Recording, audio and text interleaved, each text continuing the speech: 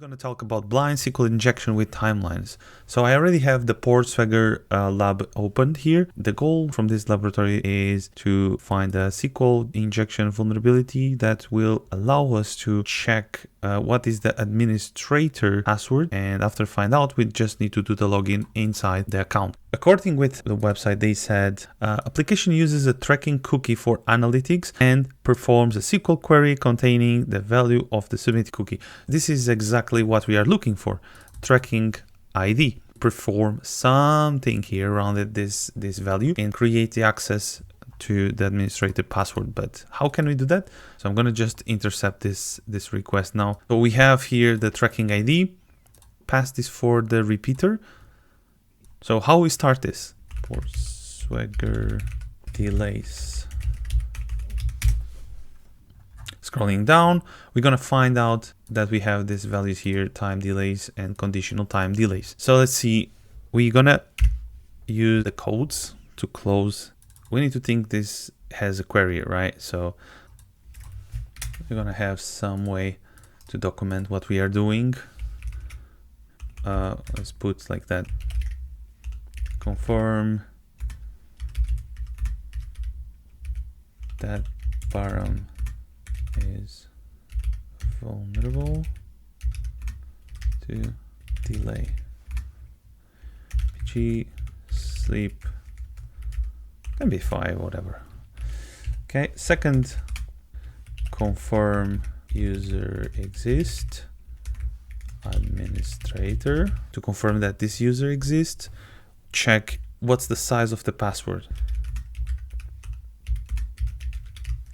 And 4, confirm the first password.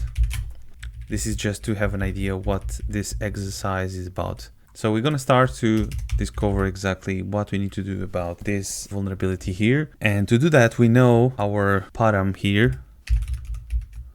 It's tracking ID. Now, as I was starting here, you can just use the codes, passing a PG sleep 5, and you finish the query, ignoring what's going after that. Open this one. I'm gonna just bring this here. Starts to build a query, and this is the tracking ID. So when you are doing the request on the database, you're gonna have something like select everything from analytics where code equal something like that.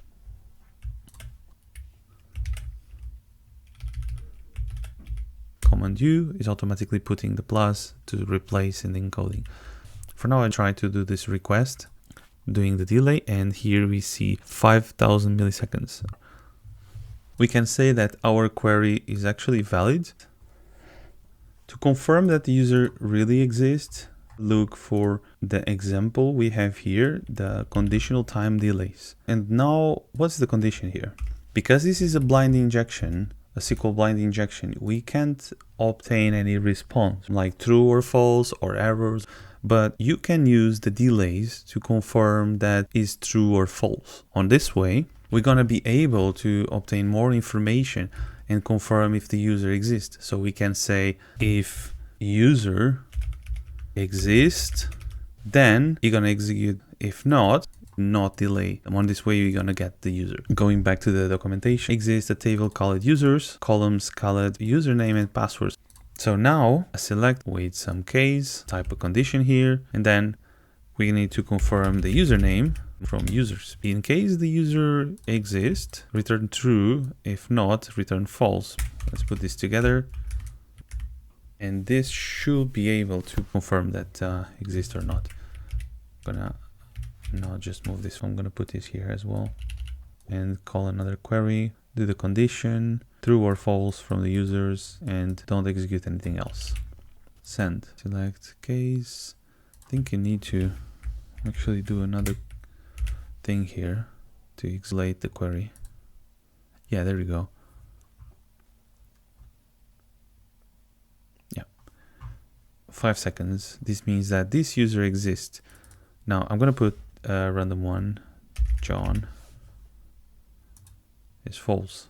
So that's why he came here 0. So we have a confirmation that our user actually exists. Just need to copy this query here, replace it.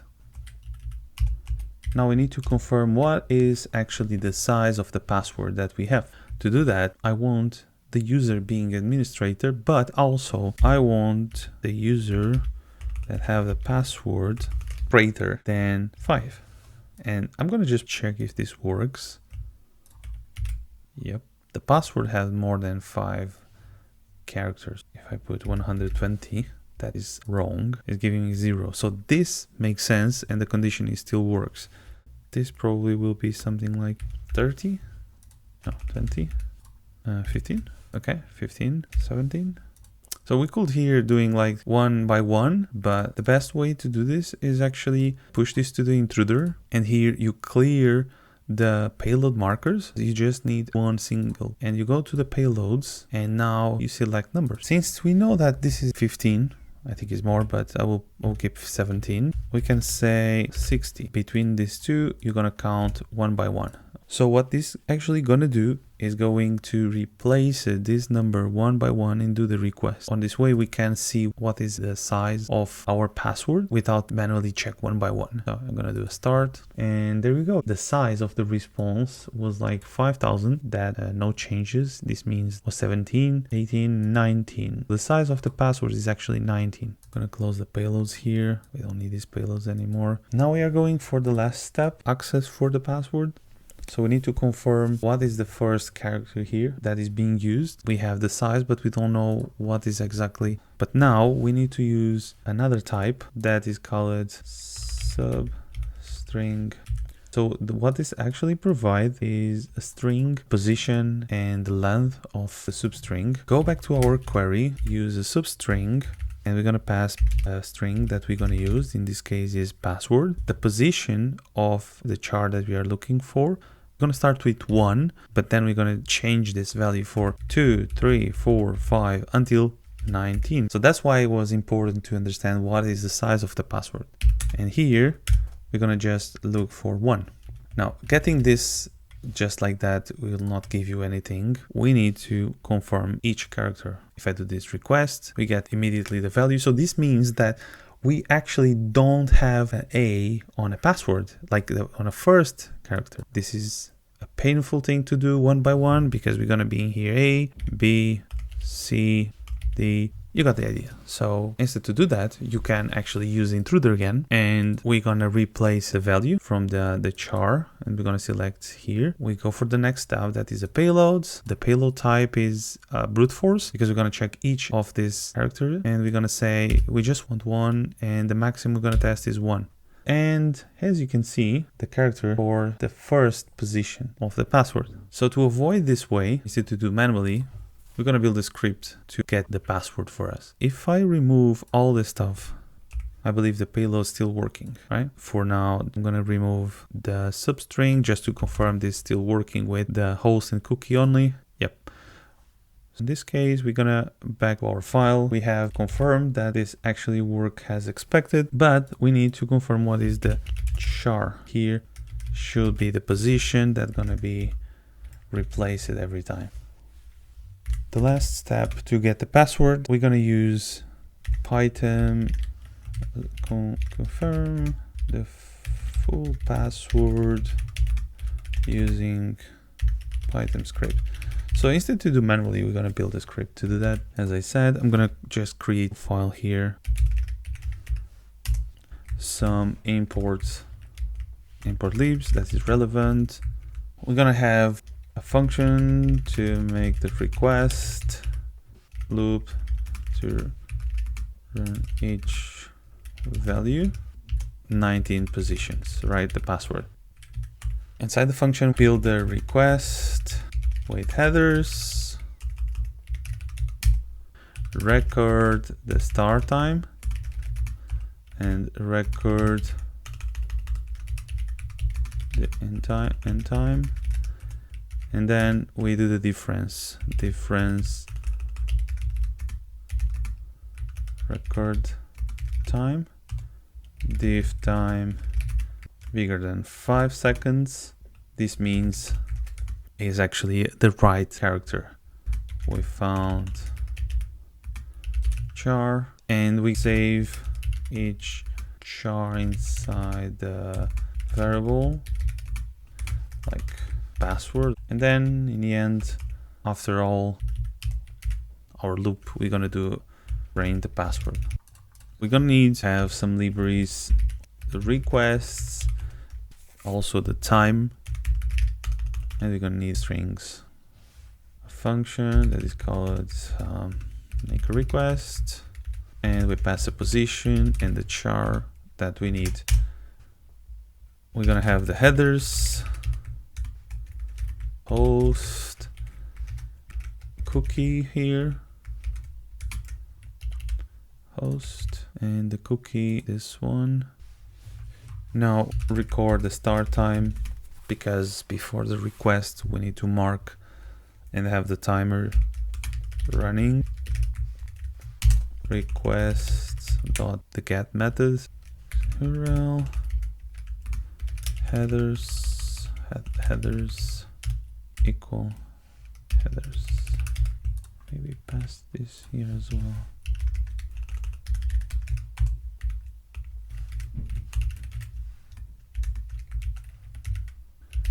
The cookie here need to do some changes because this is a get request.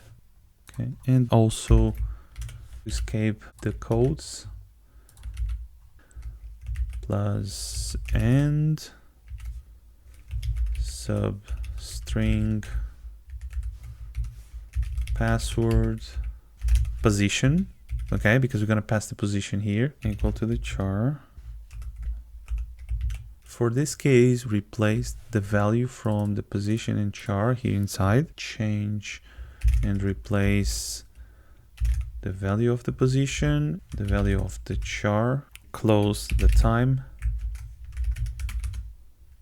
If the end time minus start time is giving me a value, and if this value is bigger than 5 seconds, we have 1. Else we return false here. Before to run this function, do another loop before picking up a position in this range. So you start on 1 and you do a loop to have each of this element for each value in string. Remember the string that we imported? We need the letters and the digits because this includes actually the lowercase and uppercase. String dot here ASCII letters. Each position of the password with the combination of the letters. For each one of them, make a request providing a position that we selected before, a password, provide here password equal empty plus equal. If this is true, break it and move for the next one. Just need to print the password. This is your password, right? If you actually find the password, just print position password. So this is actually updated. Printing the response time to see what's going on. I think it stops to work. I need to do access again because you have some kind of limit of time to use the container, and then it's being destroyed and recreated again. I think that even the value is not anymore the same. Let me just check here. Yeah, it's different. See, it changed. No worries at all. We can just reuse this one. Now we have the value. We have the query builded with the substring, validating with the username, checking the position and each character. So run Python 3.main. This is our script. Here, let me take a look. Oh, it's missing a comma here. Okay.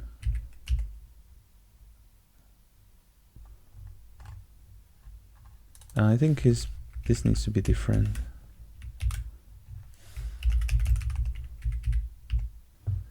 I can see some stops happening between. Look, true, I found one V. Okay, the password is not working. Let's see why. I was reviewing the code and I noticed that I did a mistake because I'm just validating 19 and we need to do more. Let me try it again.